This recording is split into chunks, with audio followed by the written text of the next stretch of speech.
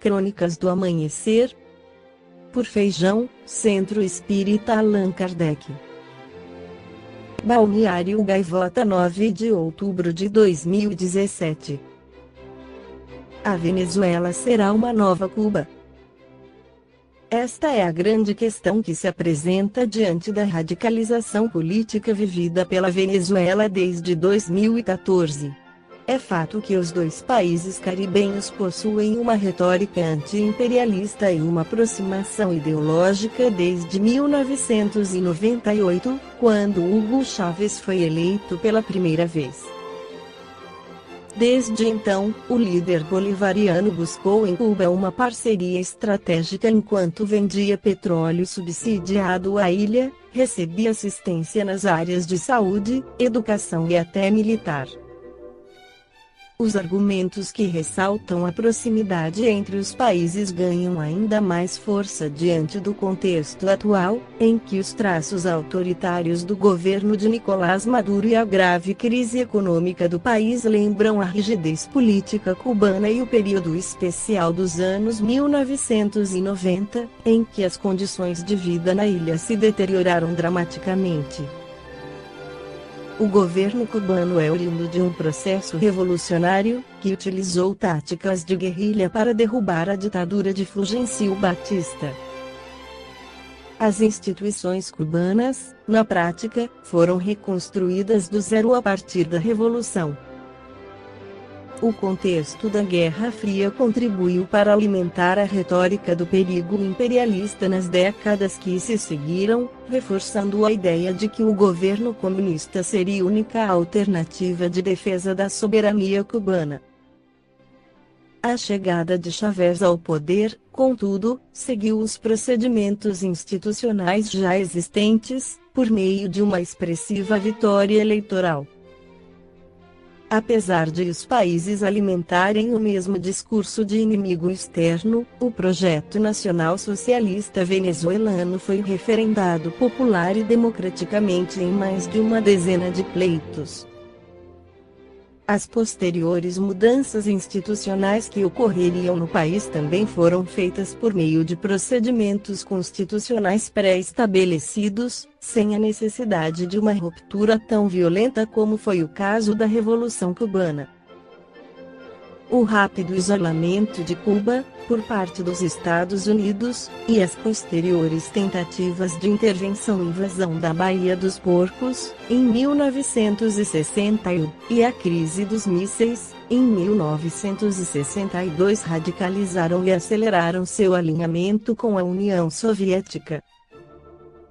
No caso venezuelano, o isolamento internacional começou a acontecer somente quando Nicolás Maduro passou a perseguir a oposição de maneira mais sistemática, especialmente a partir de 2016. O processo foi concomitante com a ascensão de governos de centro-direita na América Latina. Mesmo com repreensões políticas significativas, como a suspensão do Mercosul, a Venezuela ainda não sofre um embargo econômico como ocorreu com Cuba. Existe, inclusive, a preocupação por parte dos países vizinhos que essa situação não se repita, pois se entende que o maior prejudicado por essa política foi o povo cubano, uma vez que o governo seguiu intacto no comando da ilha. Até mesmo os Estados Unidos têm imposto sanções individuais aos funcionários do governo chavista, evitando, assim, aprofundar os efeitos da crise econômica sobre a população venezuelana. Como foi visto, a formação política e ideológica dos governos cubano e venezuelano foi forjada em processos históricos bem diferentes, ainda que coincidam retoricamente. A radicalização política promovida por Maduro aproxima as duas realidades, porém a existência de uma oposição articulada internamente é o grande diferencial em relação a Cuba. No cenário econômico, as semelhanças entre os países estão presentes muito mais nos efeitos das crises do que em suas causas, tendo em vista a disparidade entre eles em termos de capacidades produtivas.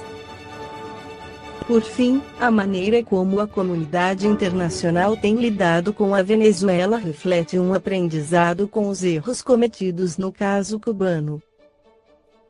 Além disso, o contexto global e geopolítico multipolar, não podemos nos esquecer do papel fundamental da Rússia e da China, torna a situação ainda mais complexa do que nos tempos da Guerra Fria.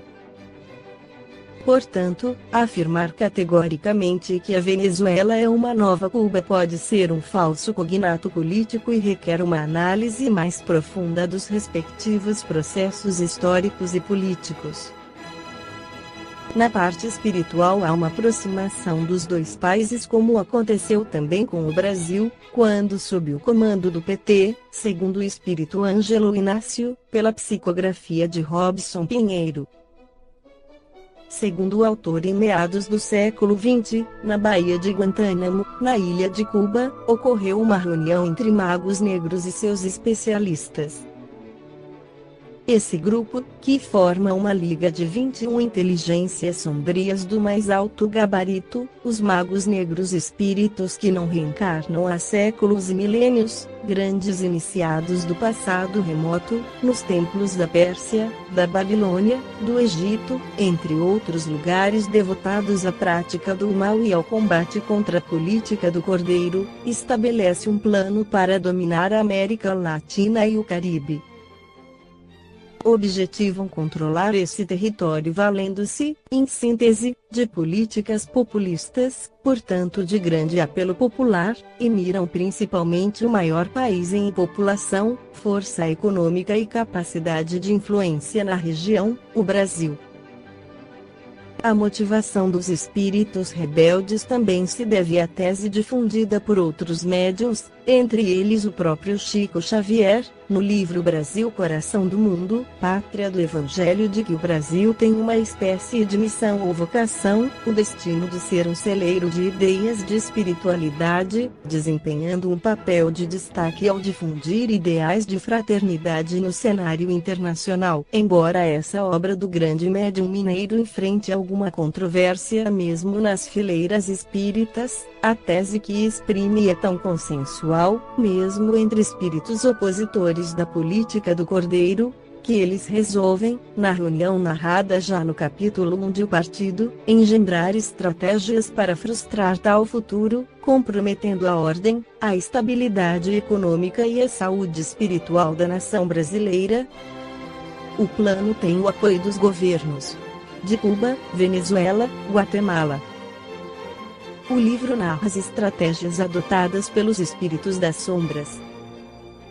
Primeiramente, recrutam espíritos ligados a graves conflitos do século XX, políticos e lideranças revolucionárias, como Rosa Luxemburgo e Lenin, ou tiranos, como Mussolini, entre outros, que, após suas mortes, foram transferidos do continente europeu para a América do Sul e reencarnaram muito brevemente após as existências em que provocaram grandes conflitos a que o mundo assistiu.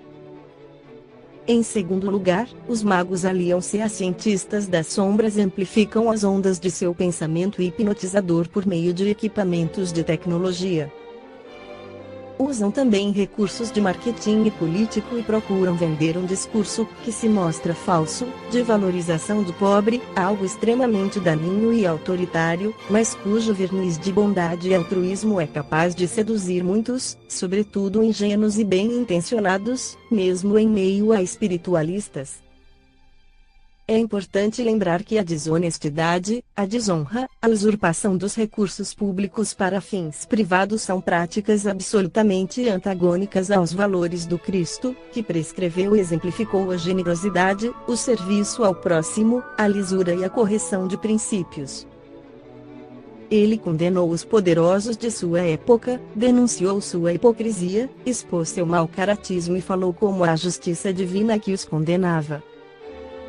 Não há guia melhor do que seguir as recomendações e a conduta moral preconizada por Jesus no Evangelho. Não tanto o Cristo idealizado pelas religiões, mas Jesus, o governador do planeta. É fundamental lembrar que sem o envolvimento dos cidadãos com a realidade do país ou do planeta, sem uma conduta que honre valores nobres e posturas éticas, os espíritos do bem encontram severas limitações. O futuro